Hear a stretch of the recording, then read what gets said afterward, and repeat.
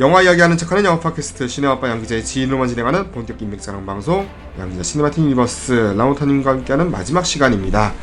자, 가장 좋아하는 OST 질문부터 이어갈 텐데요. 어떤 게 있을까요? OST는 이것도 진짜 너무 많이 떠올라가지고 추리기가 되게 힘들었는데 그 사운드 트랙이랑 그 오리지널 스코어로 그렇죠, 나눠주죠. 네.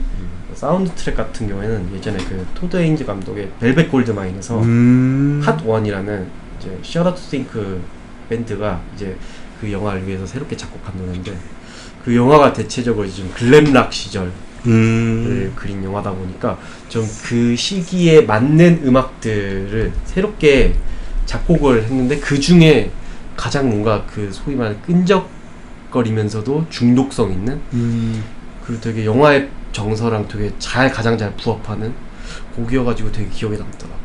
되게 사실 그 셔터 투 싱크 이 노래 부르는 셔터 투 싱크가 원래는 얼터너티브 락 그룹이어가지고 되게 하드한 그런 음악들을 되게 주로 곡들 내놨던 밴드였는데 딱 이 영화를 위해서 되게 상대적으로 톤 다운이 된 그러면서 되게 느릿느릿하면서도 뭔가 되게 자기네들이 지금까지 안 했던 그런 뭔가 멜로디 구성으로 곡을 만들어가지고 그런 비하인드를 알고 나니까 더 이제 좀 기억에 남더라. 토드 헤인즈 감독이 확실히 이런 쪽에 또 일가견이 있는 것 같아요. 이번에 애플인가 이제 공개됐던 다큐멘터리가 벨벳 언더그라운드 이제 그것도 공개돼가지고 이게 아마 아카데미 1차 후보까지는 아마 올라간 것 같은데 네. 방송이 나갈 때쯤에는 아마 이게 결정이 났을 거예요. 아카데미 다큐멘터리 작품상 후보로 네. 어떤 게 나올지 모르겠지만 이 작품도 이제 음악 다큐멘터리로서 또 재능을 아무튼 간에 보여주고 있는 작품이어서 기대가 또 많이 되고 있거든요. 네. 일부 지역에서는 뭐 상도 받은 것도 알고 있고 어떻게 나올지 궁금하고 토드 헤인즈 감독이 뭐 최근에 뭐 캐롤 아마 모든 분들이 이제 캐롤로 일단 알고 계실 거예요. 최근에는 네 거의 네. 근데 캐롤 이전에는 아무튼간에 벨벳 골드만이 있었다. 네네. 그런 거고 다른 게 있다면 오리지널 스코어 같은 경우에는 이쯤에서 한 번쯤은 거론하고 싶었던 히치콕 감독의 현기증에 아마 현기증 보신 분들이라면 다 아실 그 맨맛 그 후반부에 그 회전목마 시퀀스에 그 신다무르라는 곡이 있어요. 이게 그 곡을 진짜 그 곡이랑 작품 전체적인 뭔가 그 기묘한 정서랑 너무 잘 부합하는 뭔가 기이하면서도 매혹적인 사람을 매혹시키게 만드는 그 뭔가 영화 오프닝에 나오는 그 뭔가 나선형 그 이미지를 떠올리게 만드는 그러면서도 결국은 사람을 나락으로 떨어뜨리게 만드는 그러니까 끝이 명확히 안 좋음에도 불구하고 저절로 이제 매혹당하게 되는 뭔가 그런 전반적인 뭔가 바이브를 이 스코어가 되게 음악적으로 잘 보여줘가지고 들려줘가지고 참 기억에 남았던 OST여서 이게 제가 이 현기증을 제가 고등학교 2학년 때인가 처음 봤는데 그때부터도 제가 이 사운드 트랙이 너무 마음에 들어가지고 기억에 남는 거는 제가 고3 수능 준비할 때 종종 이제 뭐 MP3 이제 노래 들으면서 공부하잖아요. 네. 이 곡을 되게 매번 이제 반복해서 들으면서 공부했던 기억이 나가지고 되게 여러모로 되게 저한테는 추억이 많은 스코어라서 꼽게 되었어요. 히치콕 감독이 이 버나드 허만 음악 감독을 맞아요. 상당히 좋아했던 것 같고 맞아요. 아무래도 대중에 가장 유명한 거는 일반 대중에게 가장 유명한 건 아무래도 사이코 맞아요. OST겠죠. 맞아요. 네, 그 나올 때 나오는 찌를 때 나오는 맞아요. 그 음악도 있을 것이고 이게 보니까 택시 드라이버에서 음악 감독을 또 하셨더라고요. 택시 드라이버가 아마 유작이었어요. 그래서 그게 맨 마지막 이제 영화 다 끝나고 보면은 또 하필 아이러니하게 그때 크리스마스 이브 날인가 아마 그때쯤에 돌아가시고. 네 맞네요. 75년 12월 14일. 그래서 그 택시 드라이버 OST도 정말 되게 그 재즈풍으로 흘러나오는 곡들이 되게 뭔가 도시인의 뭔가 군중 속의 고독을 뭔가 그 음악적으로 잘 표현한 OST여서 그 곡도 참 제가 개인적으로 좋아하는 스코어라서 거론하고 싶습니다. 네, 다음 질문은요. 가장 좋아하는 로맨스 영화. 로맨스 영화는 제가 갑자기 그 떠오른 영화가 그 드레이크 도리머스 감독의 Like Crazy라는 영화. Like Crazy. 일단은 제가 거기 나오는 펠리시티 존스. 네. 그분을 정말 좋아하고요. 정말 그분을 되게 좋아하는데 그 영화를 보면서 제가 기억에 남는 게 왓챠에 아마 이 영화 관련해서 리뷰 남겨주신 분이 한 분 계셨는데 우리가 사랑했던 건 내가 사랑한 건 그대인가 그때인가 예, 관련해서 이렇게 아마 비스무리하게 리뷰를 남기신 분을 제가 기억나는데 그 리뷰 보는 순간 진짜 딱 맞는 것 같더라고요. 진짜. 저도 뭐 순간 그 말씀하시니까 저도 뭔가 딱 하나 떠올리는 게 있네요. 네, 그런 거네. 그래서 라이크 크레이지 보면은 진짜 초반에 진짜 그 둘이 주인공이 사귀게 되는 과정으로 바로 시작하는데 정말 풋풋하게 나오거든요. 그래서 펠러스 존슨이랑 그 남자 배우분 안토니 밀치. 워낙 비주얼이 둘 다 좋으시다 보니까 되게 풋풋하게 서로 이어진 장면 되게 보기 좋은데 그렇게 이어지다가 중간에 한번 굴곡진 상황들이 발생하면서 참고로 여기 이 영화에 이제 제니퍼 로렌스가 등장하는데 네네. 되게 진짜 제니퍼 로렌스 출연 모르고 보면 되게 깜짝 놀랐는데 근데 이제 맨 마지막에 결국에는 이 둘이 결혼을 하긴 하지만 정말 그때 초반에 이제 학생이었던 시절 만나면서 서로 가졌던 그런 감정들이 이제는 없어진 상태로 이게 어떻게 보면 좀 권태기 비스무리한 서로에게 어느 정도 그 열정 자체가 식은 그런 두 자신들을 발견함으로써 이제 영화가 끝이 나는데 그런 걸 보면은 저게 정말 왕가의 영화 중 이런 영화 있잖아. 사랑의 유통기한이 있냐. 근데 진짜 유통기한이 있긴 있는 걸까? 진짜 라는 생각도 들고 영원한 사랑이란 과연 있을까라는 뭔가 되게 근원적인 질문도 떠올리게 하고 그리고 결정적으로 또 이 되게 영화가 러닝타임이 그렇게 길지 않은데도 불구하고 되게 임팩트 있게 그 한 커플의 뭔가 굴곡진 다사다난한 그런 생활을 되게 짜임새 있게 그려가지고 되게 그 기억에 남는 로맨스 영화 한 편을 꼽게 되었어요.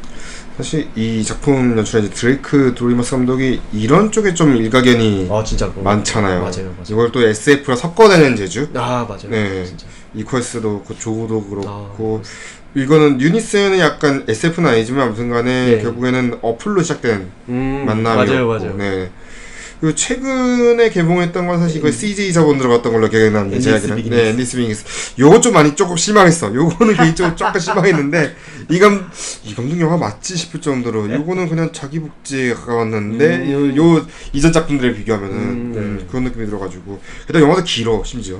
아까 90분이라고 하셨는데 이건 110분이잖아요. 영화도 길고 이상하게 요거는 저한테 안 맞았는데 요 전 작품까지는 사실 저도 상당히 좋게 봤거든요. 이퀄스 특히 유니스. 드레이크 도리머스 감독이 개인적으로 참 음악을 잘 쓴다는 생각 들어가지고 하면 때깔도 약간 그렇죠. 때깔이 일단은 그랬던 기억이 나고. 자 그럼 다음 질문 줘서 가장 좋아하시는 애니메이션 영화. 요거는 질문을 바꿔서 저도 근데 되게 습관적으로 픽사 아니면 디즈니 쪽으로 생각하게 되는 거예요. 그래서 사람들이 다 대다수 그럴 것 같아요. 왠지. 그렇죠. 네. 근데 제가 진짜 과거로 한번 여행을 해봤거든요. 왜냐면 또 애니메이션을 결정적으로 좋게 본 시기에는 아무래도 어린 시기였을 거라는 생각이 들어가지고 이렇게 과거로 제가 이번 인터뷰를 준비하면서 제가 과거 여행에 빠지다 보니까 이 애니메이션을 거론 안 할래 안 할 수 없거든. 포켓몬스터 뮤츠. 아이고, 네. 이 애니메이션은 일단 제 생애 처음으로 엔차를 했던. 엔차요? 네, 그 아마 앞서 얘기했지만 저희 동네에 양천구 문화회관이라고 있는데 거기 대극장에서 이 애니메이션을 해준 적이 있거든요. 근데 제가 진짜 한 3번인가 4번 제가 그 아침 시간 때 가서 제가 봤던 기억이 나요. 근데 오프닝을 볼 때마다 매번 신이 나가지고 전 기억나는 거고요. 이게 오프닝은 다른 거 틀어주지 않았나요? 애니메이션 다른 거 뭐 피카츄 여름방인가 뭐 아무튼 피카츄들만 나오는 거 있어요. 네. 그게 아마 저는 그냥 처음 개봉했을 때 그날 저도 그때 갔던 걸로 기억나는데 다른 걸 같이 합쳐서 틀어줬어요. 동시상영이라고. 그러니까 디즈니 애니도 맨 처음에 단편 틀어주는 것처럼 단편 다른 거 틀어줬어. 그랬던 기억. 그래서 일단 너무 재밌었고 그리고 또 저 물론 근데 제가 다 크고 나서 보지는 않았는데 그때 봤을 때도 뭔가 되게 마지막에 메시지가 뭔가 있었던. 저도 다 크고 나서 봤는데도 왜냐면 이게 최근에 또 리메이크를 저희들이 또 했잖아요. 3D로. 그런가요? 에볼루션이라고. 이게 아마 이번에 왓챠에도 제가 넷플릭스 떴을 건데 얘를 보면서 얘는 그냥 그대로 3D로 옮긴 거예요. 그렇기 때문에 이제 이작 작품 다시 또 생각하게 되는 건데 그런 거죠. 이전 작품이 약간 쉽게 말하면 그 당시로서 획기적인 게 결국은 동물 복제. 맞아요. 왜냐면 하필이면 그때 복제형 돌리 나오고 그때 시기니까. 네, 맞아요. 이게 어쩌면 정말 시의적절할 때 나왔던 거잖아요. 그 당시에서는 아이디어 자체가. 게다가 또 복제 결국은 이 복제도 결국에는 생명인데 결국에는 네 그런 어렸을 때는 그런 거죠. 이게 복제도 생명 아니냐 이런 식으로 모든 애니메이션한테 주입되는 거예요. 그냥. 그랬던 것 같아요. 그래서 뭔가 메시지도 있고 뭐 재미는 당연히 있고 와, 보면서 뮤츠가 진짜 저렇게 강하구나. 뭔가 뭔가 강한 캐릭터를 되게 잘 묘사했다는 생각이 들었어. 되게 뭔가 한 명 한 명씩 뮤츠가 뭔가 염동력 비스무리한 걸로 날려버리는데 야 쟤를 어떻게 이길까 그런 생각을 어린 시절에 되게 했었고. 쟤는 이기기보다는 어떻게 동화돼야 되는 그런 존재였던 것 같고 보면은. 아무튼 정말 그래서 이 작품은 아마 제가 포켓몬스터 총체적인 이제 그 장판을 놓고 봐서도 거의 최고급의 피였던 것 같아요. 네. 이미 흥행도 최고였고, 최고였고. 그냥 그때가 우리나라에서 포켓몬스터가 이제 막 SBS 하고 나서 이제 네. 한참 이제 사람들을 이제 이게 데려올 수 있는 그런 요소들이 또 충분했던 시기였고 그랬던 것 같아요. 지금 포켓몬스터 작품들 보면은 거의 이제 극장판이 리부트 돼서 다시 나오더라고요. 그러다 보니까 또 어린 시절 추억하려고 하는 그런 느낌도 있고. 진짜 포켓몬스터는 전 참 이게 크리스탈 버전에서 전거 아예 끊겨가지고. 그거가 크리스탈에서 끊어졌네. 저는 골드 실버 그쪽에서 끊어졌을 것 같은데. 그러니까 가끔 이제 요즘 저는 근데 아침 출근길 퇴근길마다 포켓몬고 돌리거든요. 돌리면은 이제는 이름은 이제 기억나. 이름은 내가 알아. 근데 얘가 이제 내가 애니메이션 본 적이 없으니까 작품에서는 본 적이 없는 애들이니까 그냥 새로운 놈이구나 이러면서 나오긴 하는데 얘는 누구야? 이러게 되는 거지. 이런 애도 있었어? 막 이런 게 진짜 맨 처음 잡았을 때는 그렇게 보는 거죠 이제. 제가 아무튼 TV 시리즈는 그때가 이제 거의 1기 거의 끝날 때 맨 처음 이제 그 친구 지우랑 이제 이렇게 놀러 가서 어디서 끊겼냐면 저는 이상하게 오렌지제도 가서 끊겼어요. 이상하게 오렌지제도 어디 가가지고 우리 거기 그 궁에서 뭐 라프라스 막 같이 뭐 여행 떠나잖아요. 거기서 끊어준 것 같아. TV 시리즈는. 갑자기 왜 포켓몬스터 추억을 결국은 돌아갔고. 다음 질문은 가장 좋아하는 배드씬. 배드씬이 이거는 여기 관련해서 제가 아는 지인분하고 대화를 나눠가지고 되게 쉽게 떠올랐었는데 그 니콜라스 레그 감독의 이제 돌아보지 마라라는 그 초현실주의 그 뭔가 오컬트 영화. 오컬트. 네. 그 영화가 전반적으로 좀 되게 그냥 좀 이게 살짝 연한 기운의 공포 영화라서 그 거의 대부분의 전반적인 바이브가 좀 되게 좀 호러 비스무리하게 흘러가는데 그런데 이 영화 관련해서 그 딱 중간에 한번 이 둘이 그 도널드 서덜랜드랑 줄리 크리스티가 여기도 도널드 서덜랜드네. 부부로 나오거든요. 근데 원래 그 오프닝에서 어린 딸이 있었는데 어린 딸 잃은 순간으로 이제 영화가 시작을 하거든요. 이제 그렇게 한동안 이제 좀 이제 되게 뭐 적적하게 보내다가 이제 둘이 간만에 이제 좀 뭔가 그 감정을 가지고서 이제 그런 행복한 날을 보내는 그 시퀀스가 딱 등장을 하는데 그 장면이 되게 유달리 되게 뭔가 웬만한 로맨스 영화 떠올 정도로 되게 수수하게 찍힌 거예요. 근데 수수하게 그렇지만 되게 뭔가 보는 동안 되게 아름답게. 왜냐면 또 이때 도널드 서덜랜드는 뭐 사실 젊었을 때나 늙었을 때나 사실 비슷하네요. 네. 근데 줄리 크리스티 같은 경우에는 이때가 진짜 절정에 뭔가 물론 지금 나이 드셔도 되게 곱게 나이 드셔가지고 그런데 이때는 진짜 정말 아름다움의 절정이셔가지고 그 둘이 서로 막 이제 그 하나씩 옷을 벗기면서 뭔가 침대로 나아가는 그런 장면들이 뭔가 지나치게 성적인 것도 아니고 그러면서도 이제 둘이 진짜 정말 감정을 교류하는 게 뭔가 느껴져가지고 배드씬 하면은 그 장면이 가장 먼저 그 영화가 가장 먼저 떠올랐던 것 같아요. 알겠습니다. 제가 이 작품은 아직 보지를 못해가지고 뭐 얘기를 못하겠는데 다음 질문 넘어가서 DC 영화 대 마블 영화. 사실 지금까지는 마블이 거의 다 많은. 저는 DC를 꼽았어요. 이게 근데 제가 그런 거죠 사실. 네. 근데 DC가 제가 사실 DC를 거기까지 생각했었거든요. 정말 그 막 크리스토퍼 놀란 시절에 막 DC 저작권으로 그러니까요. DCU 말고. 네네. 근데 그럼에도 불구하고 무슨 생각했었냐면은 그 작년에 이제 저스티스 리그 잭 스나이더판 떴잖아요. 근데 보면서 저는 되게 너무 재밌게 봤던 거예요. 그 영화가 진짜 러닝 타임도 엄청나잖아요. 4시간 됐죠. 네. 근데 제가 아직도 그냥 그때 당시는 아직 회사를 다녔을 때였어요. 회사 퇴근하고 나서 집에서 그 영화 딱 VOD로 출시되는 날 다운받아서 봤는데 제가 원래는 보통 영화를 한 서너 번 정도는 집에서 볼 땐 끊어서 보거든요. 근데 그 영화 이제 한 번도 안 끊고 보게 됐거든요. 아우, 4시간의 여유가 있었군요. 진짜 근데 상대적으로 저 일찍 퇴근해가지고 그러니까요. 쭉 보게 되는데 하다못해 제가 담배를 피러 중간에 한번 나갔다 오는 경우도 있는데 끊었다가 근데 그렇지는 않고 제가 4시간 쭉 앉아서 보게 된 거예요. 그러면서 잭 스나이더, 물론 잭 스나이더의 역할이 컸겠지만 이 뭔가 되게 어두운 분위기가 되게 더 이게 뭔가 매혹적이더라고요. 물론 마블이 재밌어요. 진짜 보면은 볼 때마다 참 잘 만다 하는데 뭔가 DC만의 그 물론 다른 DC 팬분들 다 이 얘기는 하겠지만 이 뭔가 그 마블은 뭔가 잘 베끼기 어려운 이 뭔가 요상한 이 뭔가 암울한 분위기 그게 오히려 뭔가 더 히어로 장르를 더 특별하게 만드는 뭔가 요소라 생각해서 이건 오로지 DC밖에 못하겠다. 그러니까 암울하고 슬픈 거에나 암울한 거나 뭐 어떤 차이인지 모르겠어요. 그러니까 쉽게 말하면 그런 것 같아요. 노웨이 홈 같은 경우는 굳이 예를 들자면은 마지막에 나오는 짠함에서 나온 슬픔인 건지. 맞아요. 거기는 약간 짠하면서 나온 건 슬픔이잖아요. 네. 아, 아유 불쌍해라 왜 불쌍해라 하면서 나오는 슬픔이었고. 근데 여기서 나오는 이제 DC 영화에서 나오는 주인공의 선택에서 나오는 슬픔은 뭐랄까 그 뭔가 비장미? 순곰이라고 할까요? 뭐 그런 거 있잖아요. 비장미 같은 게. 네, 그런 거. 그런 게 좀 느껴지는 것도 있고. 예를 들면 원더우먼만 해요. 원더우먼 1984에서 다시 이제 예를 들면은 원더우먼이 놔주고 이제 다시 가야 되잖아요. 그렇죠. 그거는 짠한 게 아니고 약간 비장미 같은 그런 거잖아요. 예, 뭔가 가야 되는데 그걸 이제 포기하고 이제 가는 장면. 그거 연출만 하더라도 뭔가 그런 게 있는 것 같아요. DC만의 뭔가 그런 게 있는 것 같아요, 확실히. 네, 그래서 생각해 보니까 그 맨 처음에 배트맨 대 슈퍼맨? 네네. 그것도 사실 전 나름 꽤 재밌게 봐가지고. 근데 전반적으로 그런 분위기를 제가 좋아하나 봐요. 뭔가 되게 좀 조명이 그렇게 별로 밝지 않는 전반적으로 적게 들어간 듯한 뭔가 무채색 톤의 그런 장면들. 그런 게 되게 오히려 더 개인적으로 선호하는 것 같아서.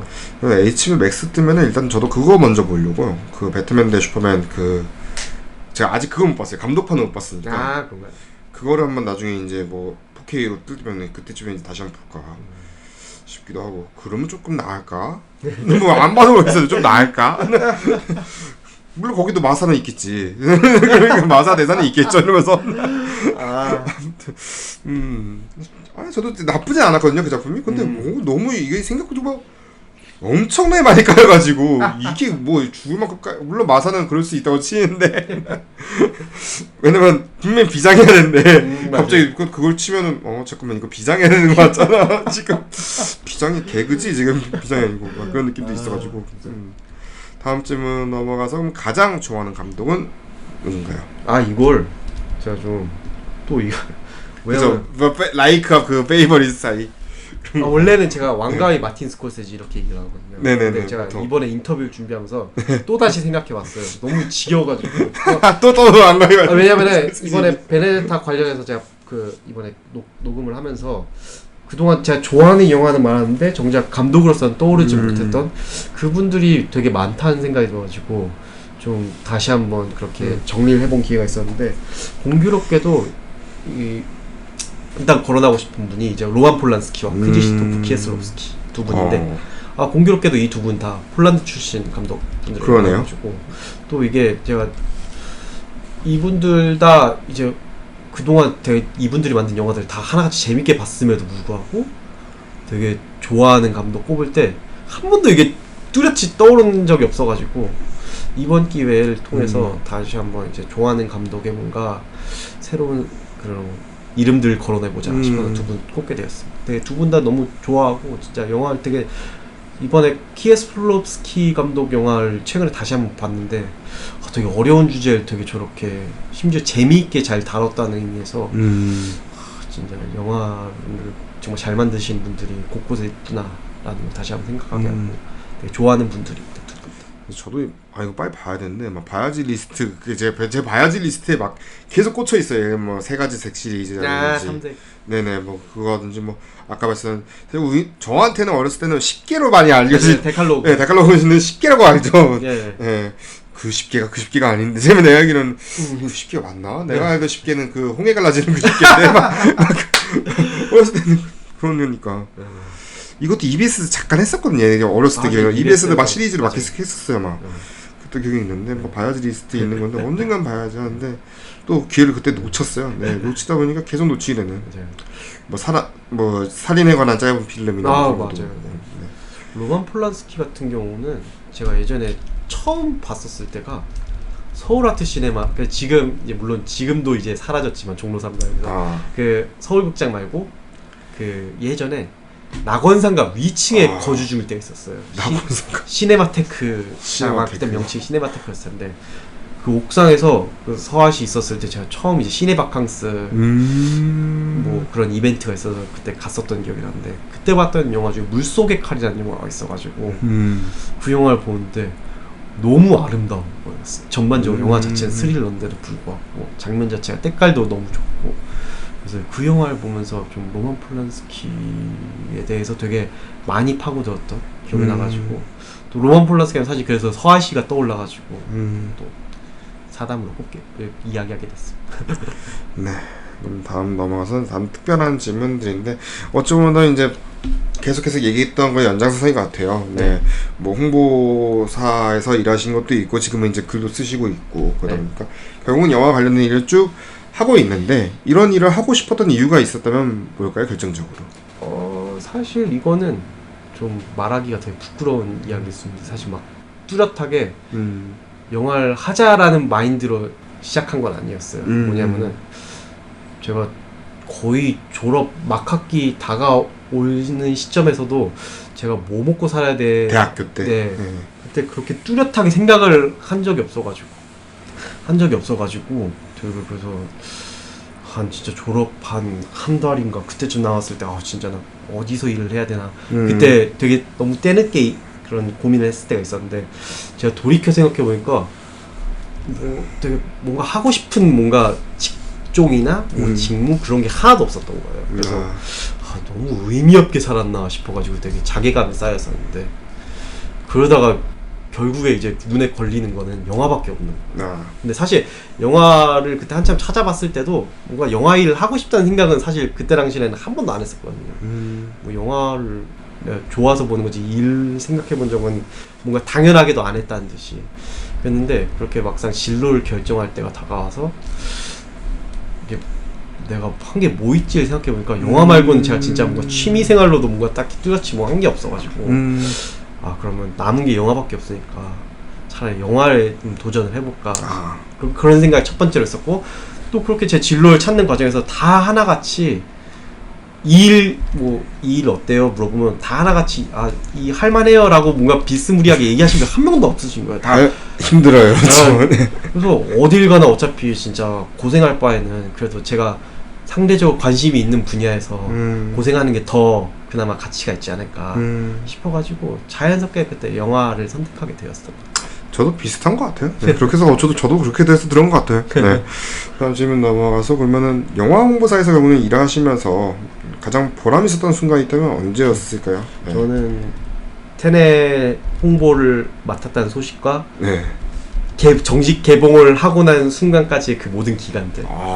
왜냐면은 일단은 뭔가 크리스토퍼 놀란 감독 영화를 당연히 좋아하기도 했고 하다 보니까 제가 이 영화를 홍보를 맡게 된다는 소식을 봤을 때 뭔가 되게 진짜 내가 성덕이 된 듯한 기분이 들었어요. 진짜 덕업일치가 거의 이런 건가 싶어가지고 그래서 근데 이 영화가 또 아쉽게도 이제 중간에 한번 코로나 사태 때문에 그렇죠. 개봉 연기가 계속 쭉쭉 이어졌는데 그게 되게 진짜 개봉이 과연 이게 하다못해 그때 들렸던 얘기가 그때가 아마 2020년 한 그렇죠. 6월 그때쯤에 더 내년으로 밀릴 수 있다. 잘하면 진짜 잘하면 물론 그렇게는 안 됐지만 그럴 수도 있다는 뭔가 카더라 소식을 들으니까 진짜 이 영화 진짜 개봉은 하긴 하나 싶어가지고 근데 그것 때문에 되게 좀 마음고생했던 그런 기억이 나요. 근데 이제 결국에는 그렇게 연기 한 해 만에 하다가 결국 딱 개봉을 하는 순간 되게 뭔가 드디어 해냈구나라는 뭔가 생각이 되게 강하게 들더라고요. 개봉 당일. 사실 그리고 테넷이 개봉 전은 좀 애매했던 게 또 그때 또 갑자기 제가 기억을 봤다면은 그때 또 8월에 또 터져가지고 큰 게 터져가지고 진짜 그거 관련해서 정말 되게 소갈이했어. 왜냐면은 아마 기억하실 거예요. 네, 그 영화 전에 그 살아있다? 그 UI 살아있다. 네. 그 거기서부터 해가지고 반도 분위기 좋았잖아요. 그리고 네. 다만 악에서 구하소서 이거 네. 아예 절정을 씌워가지고 야 이거 이제 됐다 됐다 싶었어요. 이제 좀 어느 정도 그래 반년 동안 고생했다 이러는데 어느 정도 돌아오는구나. 그런데 제가 아직도 기억나는 게 어떤 분이 무슨 그게 그 걸린 상태로 이태원 막 돌아다니고 막 해가지고 막 그 슈퍼 감염자 때문에 순식간에 다시 늘어나가지고 갑자기 또 자리도 갑자기 저도 기억나는 게 용화맥을 예매했던 게 갑자기 그거에 다 홀드 시켜버리는데 갑자기 또 취소시켜버리대. 그래서 그때 모닝에서는 여자친구가 전화 앉는 거를 서로 포기했어. 그냥 여기 끝에 저기 끝에 막 쌍블럭 끝에 앉아서 서로 그냥 좀 이따 봐 이렇게 됐었어요. 이렇게 혼자 왔다 기억나요. 저는. 그래서 근데 되게 참 이게 시간이 흘렀다는 걸 체감하는 게 그때 처음으로 막 세 자릿수 막 100명 돌파했을 때 그때 막 사람들이 야 이거 어떡하냐 막 이랬던 기억이 나는데 지금은 7,000명이 7,000명 넘었대? 그래서 아마 그 생각이 드는 거예요. 저는 되게 이 영화가 되게 2020년 그때 개봉하고 나서 2021년 넘어가는 그 순간까지 200만을 결국에 못 넘었거든요. 못 넘었죠. 네. 나중에 진짜 한참 뒤에 이제 넘었는데 만약에 지금 같은 시점에서 개봉 왜냐면 저는 그 영화가 물론 이제 뭐 정말 어렵다는 분들의 의견이 지배적이고 뭔가 좀 뭔가 호불호 갈린다도 하더라도 200만 이상의 뭔가 더 관객수를 끌어모을 저는 300만 이상 갔다 충분히 갔을 거예요. 뭐 되게 아쉬움이 되게 컸어요. 왜냐면은 테넷 정도면은 생각해보니까 그럴 수밖에 없는 게 그래도 감독이 누군데 이게 싶으니까 파워가 있는데 그렇죠. 300은 넘었죠 분위기는. 게다가 이게 뭐 덩케르크처럼 막 전쟁 그런 그러니까 과거 2차 세계대전 전쟁도 아니고. 네 맞아요. 완전 자기만의 결국에는 이야기니까. 네 맞아요. 충분히 될 수 있을 것 같은데 테넷이 좀 많이 저도 되게 안타까웠어. 테넷이 이게 분명히 막 분위기는 진짜 좋았는데 맞아요 진짜. 그때 언론사에도 취소했잖아요 제 기억에. 맞아요 그때. 나도 메일 받고 뭐 언론사 취소했다고 갑자기 예매권을 준다고? 그래서 예매권을 일단 먼저 보고 난 다음에 그때 영화맥 맞아요 그랬어 맞아. 너무 다사다난했었어요. 네. 진짜 팬데믹 때문에 진짜. 기자들 죄송합니다. 맞아 엄청 왔어. 정말. 아유 참 결국 아카데미에서는 시아카상밖에 또 못 받았네. 네 그랬었네. 그냥 논란이랑 아카데미는 얼만 네. 진짜 근데 본인은 이제 확실히 받고 싶은 것 같아. 이게 본인이 왔어 이제 느낌상 이제 본인은 어떻게든 받고 싶은 것 같아요. 그래서 지금 보니까 워너랑도 관계 끊고 유니버셜로 넘어가가지고 오펜하이머 얘기 나오고 저 양반이 오펜하이머를 만든다고? 잠깐 뭐 어떻게 하려고 아카데미 진짜 놓이려고 만드는 건가? 왜냐면 이건 오펜하이머 주제 자체가 이건 누가 봐도 아카데미용 주제거든요. 이거는 본인의 그런 게 아니에요. 덩케르크처럼 약간 그런 덩케르크가 아마 제일 어쩌면 아카데미에 근접했을지도 몰라요. 진짜. 예, 역사적인 이야기였고 뭐 그런다 보니까 그거에 관련돼서 연장선인 것 같아요. 계속 도전하려는 것 같은데 어떻게 될지 모르겠네요. 네. 아무튼 그렇고 다음 질문은 홍보했던 작품 중에 가장 인상 깊었던 작품이 있다면 뭘까요? 요거는 일단 제 영화는 이제 나의 첫 번째 슈퍼스타라고. 저도 이거 기억나요. 네. 다코타 존슨이 주연했던 음악 영화인데 네네. 사실 이거는 제가 질문을 살짝 좀 추가를 했어요. 뭐냐면 정확히는 가장 인상 깊은 가로치고 사건이 있었던 가로 닫고 작품은 이렇게. 사건이요? 왜냐면은 이 영화가 개봉하기 한 이틀 전에 정말 크게 시사회를 한번 했었어요. 시사회를 해서 온라인으로 모객을 하신 분들, 온라인으로 한 500명 정도 모객을 해서 이제 그걸 시사회 진행했었는데 네. 그때가 팬데믹 소식이 조금씩 막 계속 들리기는 시점이었어요. 그래서 확진자 수가 하루에 한 20명에서 한 30명 사이 그 정도 왔다 갔다 하는 시점이었는데 문제가 뭐였냐면 그때 시사회를 하고 나서 그때 사람들이 많아가지고 관을 나눠서 그때 상영을 했었거든요. 한 5개, 3-4개 관으로 나눠서. 근데 그중 한 관에 감염자 한 분이. 기억나. 이거 그때 맞다. 그때 익스트림무비였나? 그때도 얘기 나왔었던 것도 기억나죠. 맞아. 그래서 그것 때문에 진짜 그때 당시에 막 진짜 다른 이제 홍보사 저희는 온라인이었으니까 오프라인 홍보사분들하고 또 심지어 영화사분들까지 같이 함께해서 그때 500명 그때 오셨던 분들 모든 리스트를 다 이제 그 정보를 취합하느라고 그때 그 소식 접하고 나서 그날 하루를 꼴딱 됐어요 진짜. 진짜 제가 이런 경험을 내가 할 수 있을까 싶을 정도 너무 진짜 제가 살다 내가 이런 경험을 이런 사건을 경험하게 될 줄이야라는 생각이 들 정도로.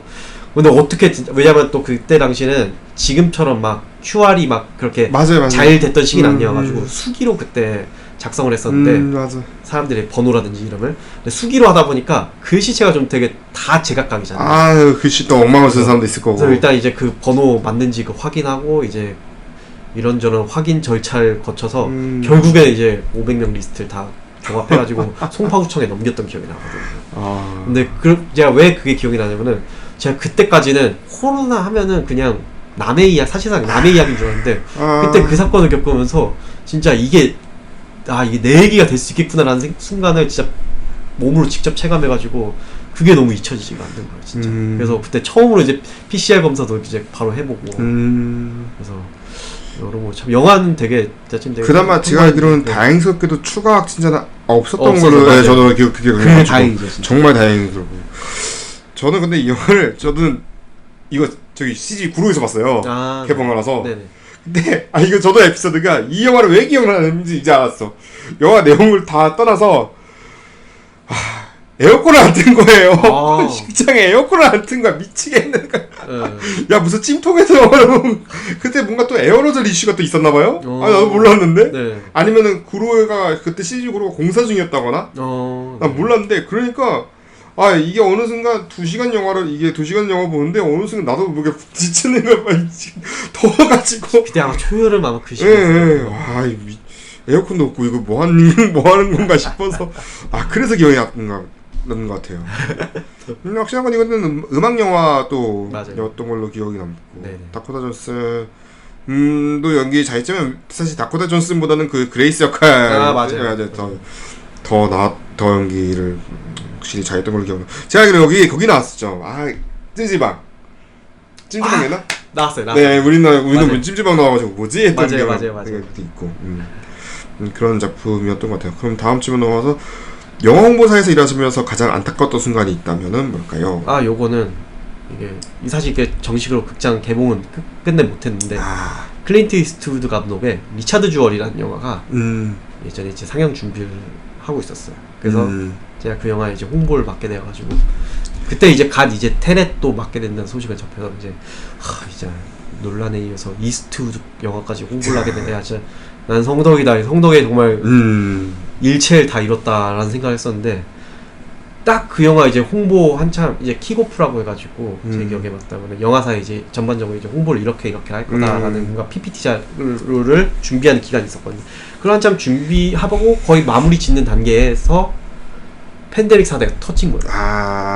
그래서 팬데믹 사태가 터져가지고 그때 동시에 이 영화랑 더불어서 뭐가 있었냐면은 제가 분노의 질주 더 얼티메이트를 그때 맡았었는데 이제 그때 원래는 그때 한 20년 한 5월 그때쯤에 개봉하는 걸로 이제 목표를 잡았었는데 아예 그냥 그 영화는 그냥 그 다음 해로 넘어갔고 갔는데 이 리차드 주얼 같은 경우에는 뭐 따로 뭔가 개봉 연기 이런 게 아니라 그냥 결국에는 아예 극장 개봉 아예 취소를 해버린 그런 사례여가지고 되게 안타깝더라고요. 아니 이게 보니까 클린트 이스트우드 감독 작품이 그때 라스트 미션 이후로는 뭔가 개봉을 그냥 안 하는 느낌이 좀 많이 들더라고요. 그게 뭐였죠? 15시 17분 파이어차도 그렇고 최근에 가장 최근에 맡았던 크라이마초도 그냥 IPTV 넘어가는 거 보니까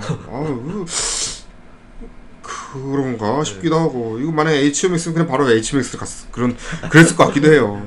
지금 그래서 되게 걱정되는 게 킹 리차드는 좀 챙겨주시셨으면 좋겠다 싶어서 이거 워너가 은근히 그러니까 개봉을 해야 할 작품과 IPT 넘어갈 작품이 확실히 저는 구분됐다는 게 좀 느껴졌어요. 최근 보면은 그러니까 뭐 개봉 안 한 작품들 예를 들면 대표적으로 뭐가 있을까나. 그나마 유다와 블랙메시아는 어떻게 저는 했다는 게 신기해가지고 개봉을 하긴 했는데 그거 말고 막 그 당시에 조만한 독립영화 수준 영화들은 거의 그냥 IPT로 넘어가는 그런 분위기였던 것 같아가지고 그게 좀 많이 안타까웠어요. 맞아요.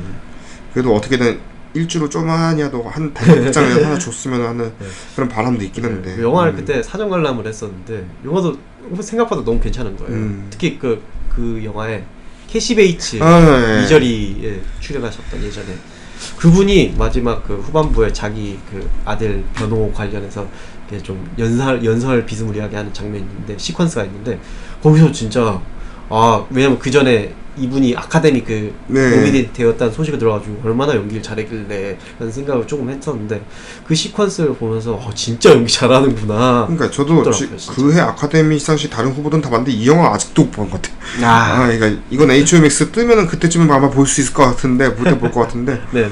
진짜 나머지 배우들은 다 막 찬사라든지 찬사 막 다 찬사하고 있었는데 왜 캐시 베이츠는 왜 계속 못 보고 있지? 내가 그 생각이 좀 들더라고요.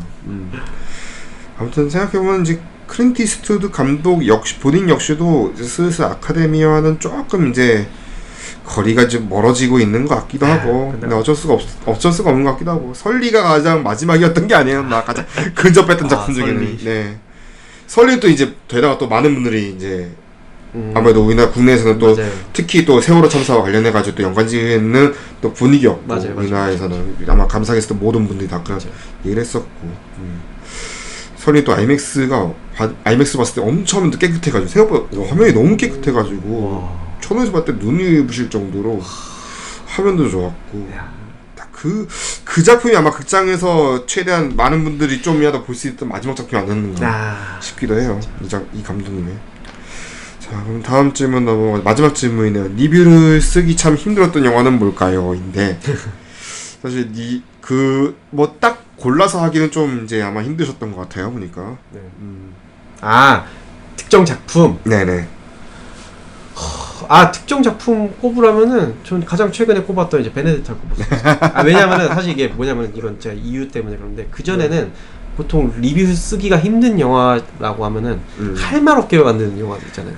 그러니까 대표적으로 뭐 특정 영화를 거론하지 않겠지만 뭔가 특정 시즌 혹은 연말에 나오는 뭔가 연말 특수용 영화라든지. 잠깐만 이거 난 뭔지 알 것 같긴 한데. 새해 복 많이 받으세요. 잠깐만. 새해 복 많이 받으세요 하고 한 떼거지로 막 나오고. 뭔가 그런 류의 영화들을 보면은 그렇구나 막 싶고 그 이상에 뭔가 할 말이 없어가지고. 그렇죠. All You Need Is Love인데 사실 많은 말은. 그런 영화들을 사실은 지금까지 글쓰기 어렵다는 생각을 했었는데 뭔가 오히려 요새 들어서는 진짜 막 이런 할 말을 너무 많이 하게 만드는 영화들 그런 영화들 오히려 왜냐면 제가 평소 생각하는 것 자체가 되게 중구난방식으로 생각하는 경향이 강해서 아무래도 이걸 또 아무리 글로 쓰는 거다 보니까 맞아요. 물론 이제 저 혼자 보고 이제 쪽내는 글이면은 뭐 제가 그냥 크게 신경을 안 쓸 텐데 맞아요. 사실 뭐 글 쓰는 사람들 대다수 심리 분들이 다 다른 사람들과 같이 자기 의견을 좀 글을 통해서 공유하고 싶은 그런 심리가 있기 때문에 글을 쓴다고 생각하는데 저 역시도 그렇고 근데 그러려면 이제 사람들이 그래도 읽기 좋게 어느 정도 제 생각을 정리를 하는 그게 과정이 있어야 되는데 그 과정들이 저한테 요새 들어 진짜 너무 힘들다는 생각이 들더라고요. 그래서 아까 말씀드린 베네데타도 그렇고 작년에 이제 특히 부국제에서 본 영화들 가운데 막 진짜 할 말 이런 얘기도 하고 싶고 저런 얘기도 하고 싶고 이런 얘기도 하고 싶고 막 이런 생각들을 하게 만든 영화들을 오히려 막상 글을 쓰려고 하니까 어디서부터 이걸 얘기를 시작해야지 그리고 이 얘기는 도대체 어디에 추가를 해야 되지 막 이런 생각들이 막 끊임없이 막 이제 꼬리에 꼬리를 물면서 늘어나다 보니까 오히려 그런 영화들 되게 진짜 생각을 많이 하게 만들거나 정말 할 말이 정말 산더미 같은 영화들 그런 영화들이 가장 힘들더라고요. 저는 대표적인 게 프랑스였던 것 같아요. 오늘 아침에 글을 쓰면서 생각했던 건데 내가 쓰고 싶었던 거는 막 그게 아니었던 것 같은데 막 결국 쓰는 거는 결국 내 이제 그러니까 대학교를 그러니까 신방과를 나왔다 보니까 가전공으로 국전공으로 그러다 보니까 신방과에서 했던 이제 그거죠. 쉽게 말하면 취재 보도론 수업에서 언론은 사실을 보도해야 한다 라는 건데 결국 요 이제 프랑스가 했던 행위는 어찌 보면은 조작된 팩트를 들고 온 거잖아요. 요거는 어떻게 볼 것인가. 그러니까 이게 맥락을 팩트가 원래 이제 뭐 사실 팩트 체크하는 거는 어찌 보면은 하나의 코너가 아닌 거잖아요. 원래 기자라면 어떤 팩트 체크는 무조건 해야 되는 건데 요즘에는 그냥 팩트 체크라는 게 갑자기 이게 뭐 하나의 쉽게 말하면 진짜 코너야. 누가 했던 말은 진짜일까 아닐까 막 이런 식으로 이거를 원래 자기들이 계속 해야 되는 거 아닌가? 그러니까 원래 애초에 해야 되는 그러니까 이건데 쉽게 말하면 이 작품이 나온 프랑스는 보면은 맥락을 만드는 과정에서 아무튼 조작되기 쉽다는 거를 보여준 거잖아요. 팩트라는 자체가 그러니까 기자 스스로가 맥락을 만드는 과정에서 본인이 의자 설정 이미 다 해놓은 거를 그 의자 설정대로 따라가서 연출을 한 거 아니에요. 뭐가 했던 간에. 그러니까 요거를 이제 또 이런 또 눈물까지 흘리니까 이런 호소가 결국에는 선동이 될 수도 있고 어쩌면 또 다른 비극을 막기 위한 씨앗이 될 수도 있고 누군가한테는 될 수도 있는데 그러니까 이렇게 막 섞다 보니까 나도 중구난방이 되는 거야 이렇게 중구난방이 되면서 하필 또 마크롱이 이 작품을 보니까 2019년도에 이제 아무튼 묘비가 아무튼 나오는 거 보니까 2019년인 거 뭐야 그러니까 그럼 2019년에 마크롱이 뭐라고 했는지 아무튼 마크롱이 맨 처음에 나왔으니까 물론 합성이지만 그럼 뭐라고 했는지 보니까 그 당시에 또 프랑스가 좀 더 난민정책 폐쇄적으로 가는 게 있더라고요 그나마 그런 식으로 또 얘기 이제 조사를 하면서 거기 또 집어넣고 하다 보니까 이 영화가 맨 처음에 내가 말했던 거는 막 이 레아세이드란 그러니까 프랑스라는 인물과 왜 지금 프랑스라는 제목을 그러니까 극과 이름이 사람의 주인공 이름이었을까 하다가 갑자기 어느 순간에 갑자기 기자가 어쩌네 갑자기 또 막 그러기 또 이렇게 했다 그러니까 아 이거 내가 일단 기사나 쓰기 썼는데 이거 다시 퇴고를 해보니까 이거 망했다 싶은 거예요. 이거 어떡해 요즘 그런 식으로 가는 거야 근데 진짜. 퇴고를 해야 되는데 이게 시간이 사실상 이게 사람이 이거 빨리 끝내서 보내야 되는 시간도 있고 그러니까 가끔 이럴 때 회의감 느끼는 거야. 이러면 난 뭐야. 근데 저 되게 유사하게 느꼈던 게 제가 전공이 영문이다 보니까 또 영화 중에서 되게 영문 소설 관련해서 맞아 저도 영문과 보니까 레퍼런스로 많이 삼는 영화들이 많은데 최근에 이제 애플 TV에 나왔던 코엔 조엘 코엔의 이제 맥베스의 비극 같은 경우에도 보면서 만약에 이 영화를 글로 쓰면 어떤 게 접근을 해야 될까 막 그런 생각들 되게 많이 하게 되더라고요. 그렇죠.